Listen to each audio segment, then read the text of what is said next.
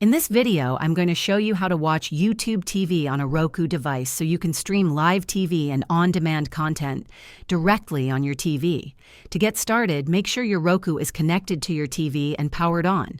Using your Roku remote, go to the home screen and navigate to the Streaming Channels section. Scroll down to the Roku channel store and select Search Channels. Type in YouTube TV using the on-screen keyboard. Once you find the YouTube TV app, select it and click Add Channel to install it on your Roku device.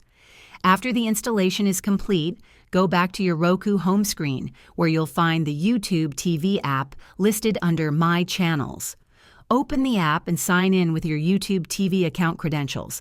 Once logged in, you'll have access to all of YouTube TV's features, including live TV, cloud DVR recordings, and personalized recommendations. If you encounter any issues, ensure your Roku software is up to date for the best compatibility. And that's all there is to it. If this video helped you learn how to watch YouTube TV on your Roku, please give it a thumbs up and subscribe to the channel for more helpful tutorials. Thanks for watching.